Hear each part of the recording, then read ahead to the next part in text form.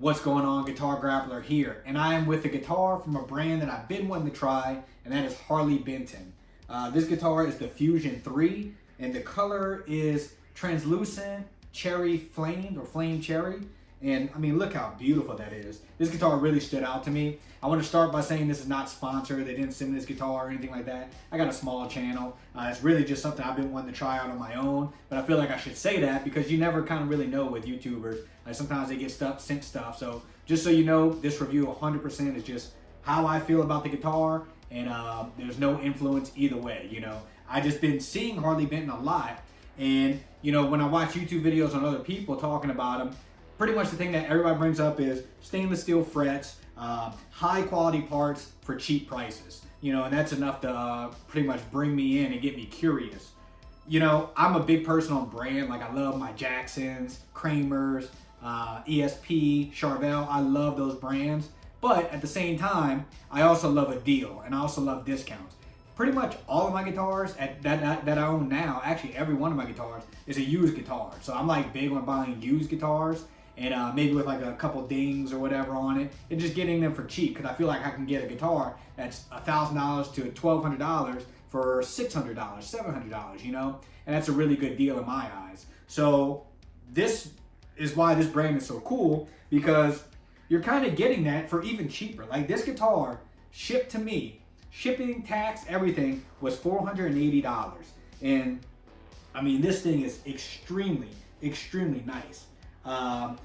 You know, some of the things that really stood out to me though, I had a Charvel, I had a couple Charvels, the DK22 and DK24, and they have the roasted, they call it caramelized maple neck, and look how beautiful.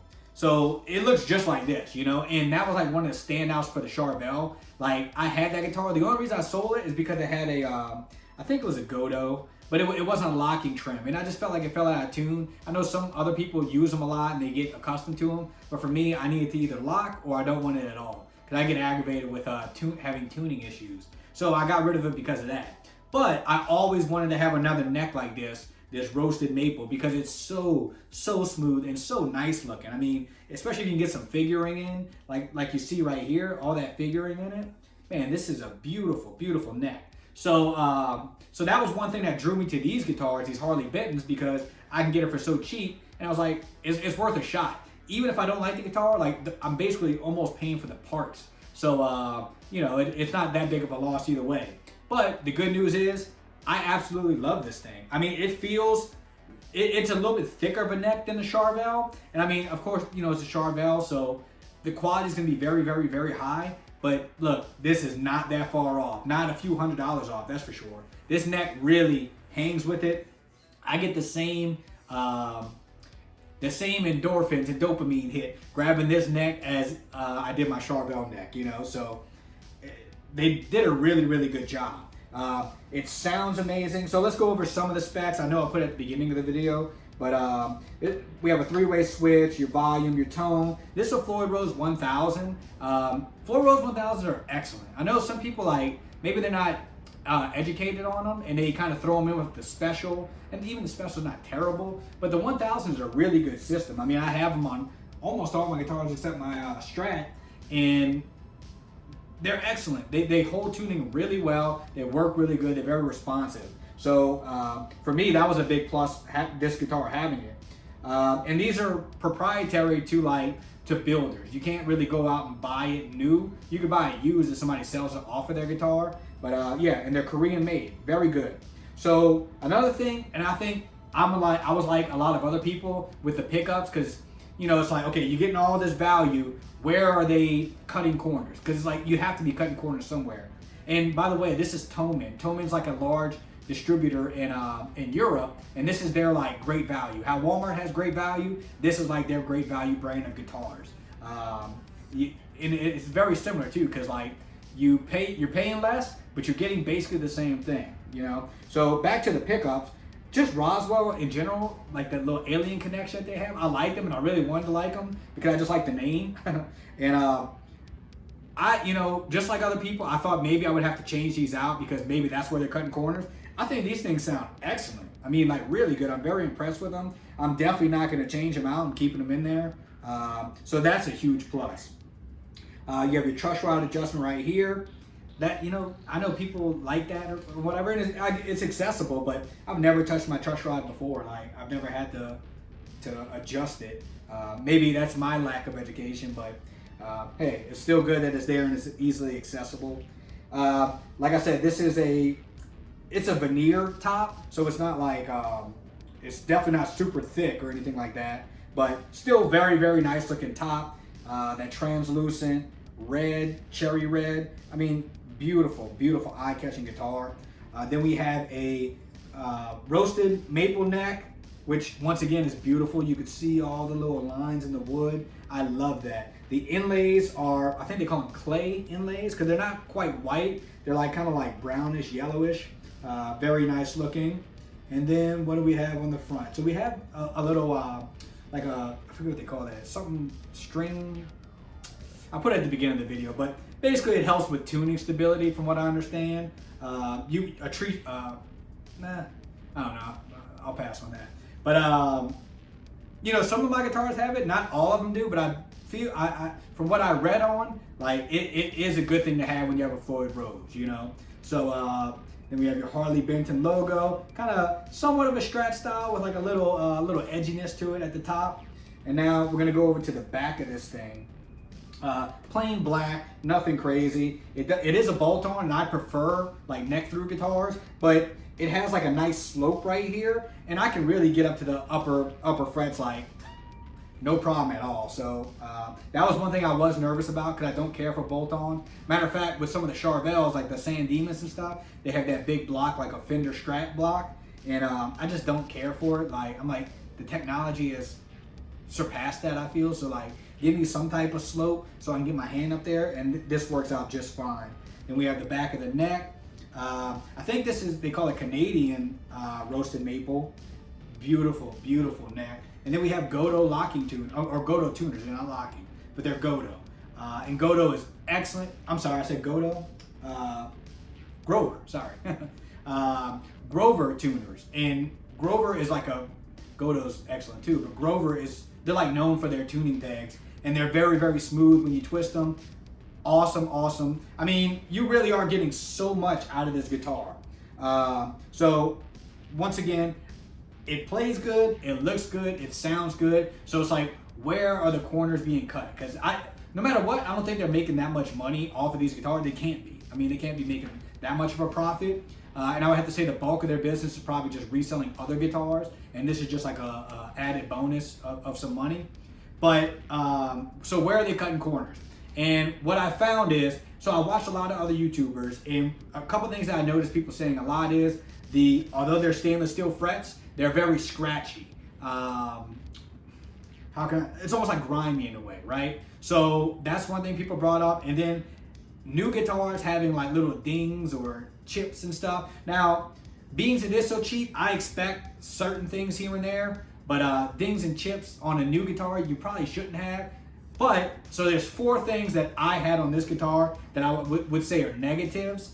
So I'll bring those up. So first things first, as soon as I pulled it out the box, the bridge pickup was like super slanted, like way off. Like it was leaning way too high on one side and uneven. So I was like, man, that's kind of weird. So what I did was I took the pickup out and went in there. Well, I did a couple other things first, but I went in there, took it out, and realized that the foam was cut really, really off, almost at like a slope, which is why it sat, at such a bad angle. So that was an easy fix. All I did was just glue some more foam to the bottom of it, evened it out, put it back in, no issues, it's perfect now. So that was an easy fix. And that's kind of what you would expect with a guitar super, super cheap like this. You would hope it wouldn't happen, but I wasn't too mad about it. So that's one issue. The next issue is the Floyd would just not stay in tune. I know Floyd Rose 1000s are really, really good, but I just could not get in tune. This is before I took the strings off to take the pickup out. And actually all I had to do was take it, I took the strings off, reset it up, and then it's been good ever since. So don't expect, if it comes out the box, even though I tuned it and everything, you still may need to like set it up totally. Like take off the strings, you know, fix the springs, like, you know, readjust and everything. And after that, I was good to go. So that's another problem that wound up not being a problem. But two things that are kind of issues are, the first one is I had a couple dings, and I'll pull up pictures, but I had a ding in the back of the neck, or two little dings in the back of the neck. That's such a bummer because like you're feeling the neck all the time, you know, and like I can kind of feel it. It's not that big of a deal, but for a new guitar, I would prefer it not to have that, obviously. And then there's another ding on the body as well, towards the top. I didn't even notice that until I started doing this video and started filming for this video. I saw all the I saw that dot or scratch at the top. I was like, dang, man, I totally missed out on that one. So, you know, it's not good, but it's also not totally terrible. So what I did was I sent a message to Harley Benton, because I bought this guitar on Reverb. You could buy it from Toman directly, but they only had one in stock. They had one in stock on Reverb, and apparently Harley Benton has a factory or a facility in Connecticut that they ship out of. So that's where this one came from. So I much prefer my guitar to ship from the States than ship overseas, you know, because you never know. So what happened was I sent them a message, and basically they gave me a discount. You know, they said I could return the guitar, but I really liked the guitar, so I didn't want to do that. And or they can give me a discount. So they took 10% off. They got back to me like literally the next day, within hours of the next business day, because I emailed them after hours. So it's very quick response. You know, for me, like I said, I buy used guitars all the time anyways, so it's almost like buying a B-stock guitar with a couple little tiny dings. No big deal. Save some even more money, so I'll take it, you know. And then the last thing that I would say is, which was another fixable issue, is people are right. Those frets, even though they're stainless steel, they were very grimy. Like when I bend and stuff, you could really feel it. Like you're like digging in the grime. It's very weird. So when I took everything off, what I did was I have like some little sander type thing. You know, I taped it off. I wish I had them with me, but they're like little, almost look like erasers, right? But they're sanders. They have their grit. And I just hit them up, and then I put some polish on them, and now they're flawless. I mean, the frets are really nice, really smooth now. So with all that said, what I learned is where they're probably cutting corners is probably like quality control. So if I've seen multiple other people have similar issues, I had these issues. So I would say if you as a buyer want to buy one of these, expect some of those issues. Expect that you may have to do a little work to get it where you want. Nothing major, you know, at least in my situation, it was nothing major that really wasn't fixable minus the dents. But don't expect to get something pristine with no issues.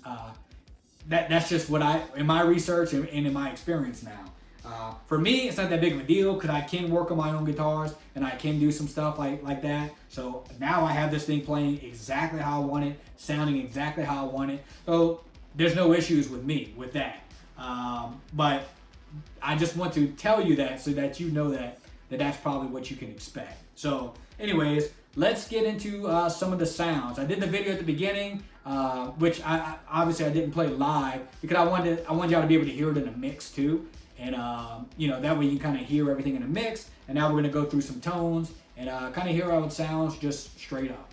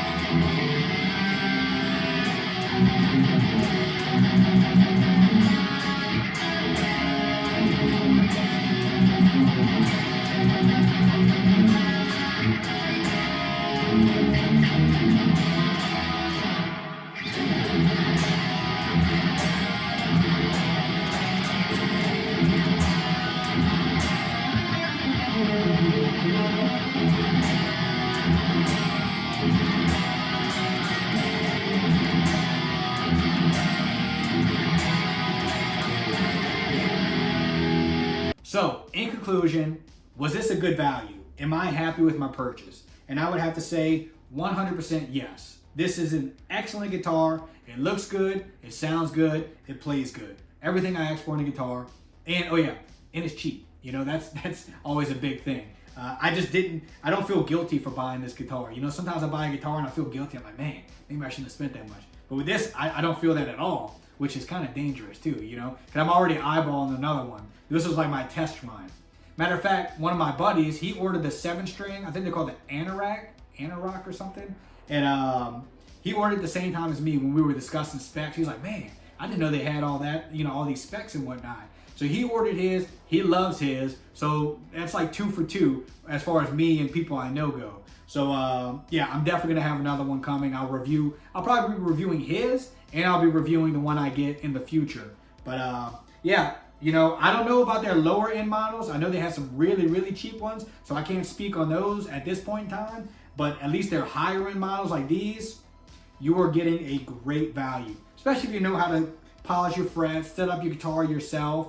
You know, because then you can save an extra $100 not having to bring it in to get it to fix. But if you or bring it to a luthier, but even if you do, and you spend $100, you're still getting a very high quality guitar that's going to be set up professionally for a very good price. So even if you can't do all that yourself, you're still getting a good deal, you know.